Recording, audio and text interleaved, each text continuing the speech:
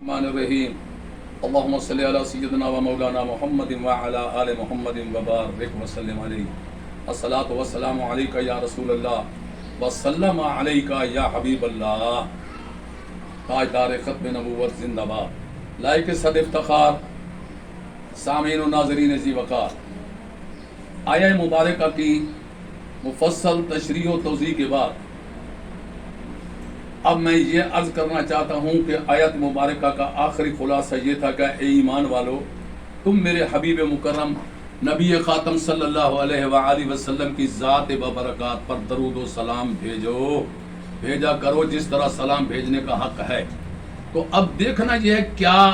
ایمان والوں کو اللہ نے حکم دیا ہے کہ تم میرے محبوب صلی اللہ علیہ وسلم کی بارگاہ اقدس میں درود و سلام کا نذرانہ بھیجو.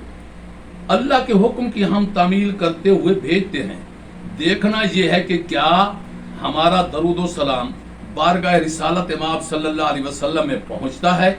ہم یہاں سے پڑھیں وہاں کس طرح پہنچتا ہے، کیسے پہنچتا ہے. تو اس پر حضور علیہ الصلوۃ والسلام کی حدیث مبارکہ ہے، اور یہ حدیث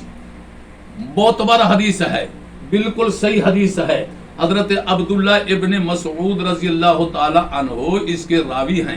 کہ سرکار صلی اللہ علیہ وسلم فرماتے ہیں کہ قال نبی صلی اللہ تعالی علیہ وسلم ان للہ ملائکۃ سیاحین فی الارض یبلغونی عن امت السلام، کہ اللہ رب العزت کے فرشتوں کی ایک جماعت زمین میں سیاحت کرتی ہے، گھومتی ہے، پھرتی ہے، چکر لگاتی ہے کائنات کے کسی کونے میں، روئے زمین پر کسی جگہ پر، کسی مجلس میں میرے آقا علیہ الصلوۃ والسلام کی ذات ببرکات پر درود اگر کوئی اجتماعی طور پر پڑھ رہا ہے یا انفرادی طور پر پڑھ رہا ہے تو یہ درود و سلام کا نذرانہ فوراً حضور علیہ الصلوۃ والسلام کی بارگاہ اقدس کے اندر جا کر پہنچاتے ہیں اور پیش کرتے ہیں.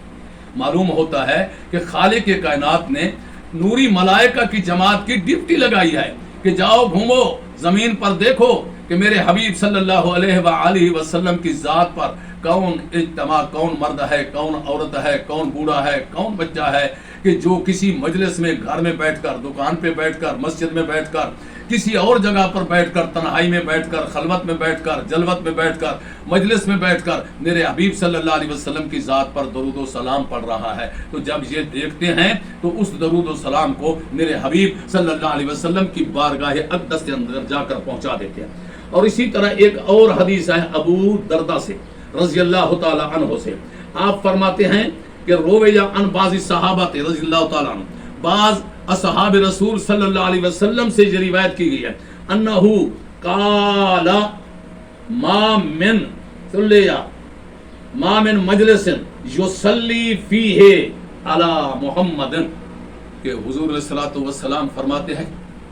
کہ بعض صحابہ نے یہ فرمایا کہ سرکار نے فرمایا کوئی مجلس کائنات کے کسی کونے میں بھی ہو ایسی نہیں کہ جس میں محمد کی ذات پر درود و سلام پڑھا جا رہا ہو الا قامت منہ رائحۃ طیبۃ. یہ سوال اٹھتا تھا نا کہ فرشتوں کو کیسے پتہ چل جاتا ہے کہ اس مجلس میں درود پڑھا جاتا ہے. تو حضور علیہ الصلوۃ والسلام نے فرمایا رائحۃ طیبۃ، کہ جب وہ فرشتے گزرتے ہیں جس مجلس میں میری ذات پر درود و سلام پڑھا جا رہا ہوتا ہے تو اس مجلس کے اندر خوشبو کے مہکار ہوتے ہیں، پرمہک مجلس ہوتی ہے، اور اس کی اتنا خوشبو ہوتی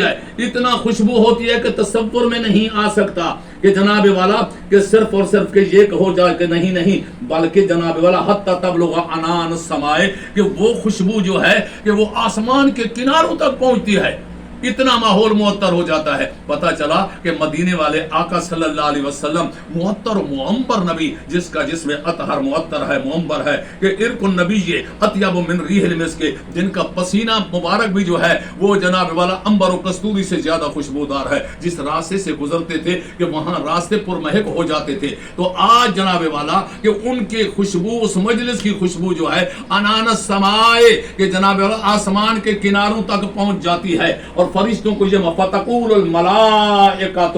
کہ ھذا مجلسن صلی علی محمد صلی اللہ علیہ وسلم، تو فرشتے یہ کہتے ہیں رک جاؤ رک جاؤ، یہ وہی مجلس تو ہے، یہی مجلس ہے کہ جہاں محمد مصطفیٰ احمد مجتبی صلی اللہ تعالی علیہ وآلہ وسلم کی ذات ببرکات پر درود و سلام پڑھا جا رہا ہے۔ ایک تو یہ طریقہ ہے کہ اس طرح کہ سیاحت کرنے والے فرشتے جو ہیں کہ یہ پھر کر گھوم کر اس مجلس کا پتہ لگا کر سرکار کی بارگاہ میں پہنچاتے ہیں۔ اور ایک اور حدیث مبارکہ میں اس طرح ہے کہ قال رسول عمار بن یاسر رضی اللہ تعالی عنہ سے روایت ہے کہ قال رسول اللہ صلی اللہ علیہ وسلم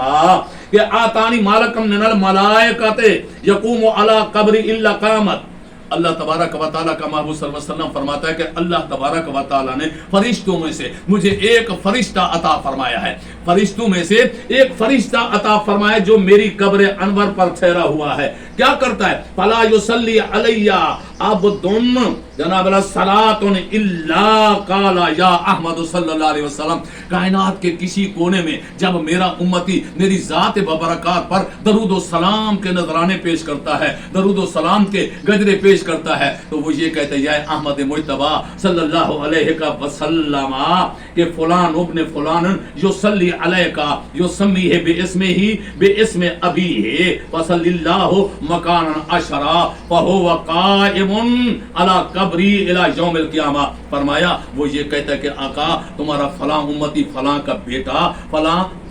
اس کا نام بھی بتاتا ہے، اس کے والد کا نام بھی بتاتا ہے کہ تمہاری ذات پر درود پاک پڑھ رہا ہے، تو اس کے بدلے میں اللہ اس پر جناب والا کہ 10 مرتبہ درود و اپنی رحمت کا نزول فرما دیتا ہے۔ اور سرکار فرماتے ہیں وہ فرشتہ میری قبر انور پر قیامت تک کے لیے بیٹھا ہوا ہے، اس کی ڈپٹی ہے جیسے اردلی کسی افسر کے دروازے پہ، چپڑاسی کسی جناب والا صاحب کے دروازے پہ، اور خادم جس طرح مخدوم کے دروازے میں، نوکر جس طرح آقا کے دروازے پر بیٹھتا ہے۔ اب سوال یہ پیدا ہوتا ہے کہ وہ نام بتاتا ہے امت میں سے کہ آقا فلاں کا بیٹا فلاں آپ پر کر رہا ہے، تو کیا حضور علیہ الصلوۃ والسلام کو علم ہے؟ یقیناً علم ہے۔ حدیث مبارکہ میں آتا ہے کہ حضور علیہ الصلوۃ والسلام فرماتے ہیں کہ علمی بعد وفاتی کا علمی فی حیاتی، میرا علم میرے وصال فرمانے کے بعد ہی اسی طرح ہے جس طرح میری زندگی میں علم تھا، میری حیات مبارکہ میں مجھے ہر چیز کا علم اللہ نے عطا فرما دیا تھا، میرے وصال کے بعد بھی وہی علم میرے پاس موجود ہے۔ اسی وجہ سے فرشتہ جو بتلاتا ہے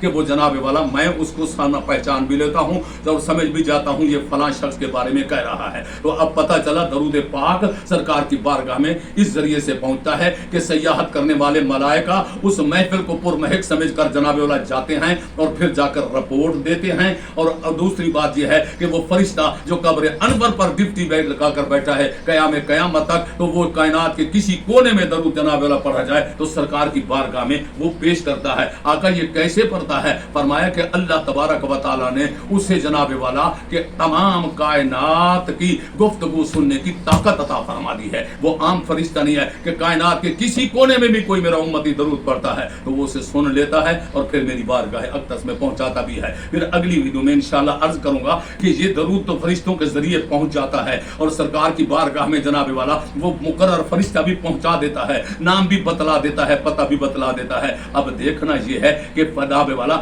درود جو پہنچتا ہے سرکار کی بارگاہ میں پھر تسلیم کرنا پڑے گا کہ اگلی حصے میں عرض کروں گا کہ میرے آقا علیہ الصلوۃ والسلام قبر انور کے اندر زندہ موجود ہیں، تو ان کے نام کو سنتے بھی ہیں اور پہچانتے بھی ہیں اور فرشتوں کی رپورٹ کو بھی آپ سماعت فرماتے ہیں کہ انشاءاللہ اگلی ویڈیو میں پھر حاضر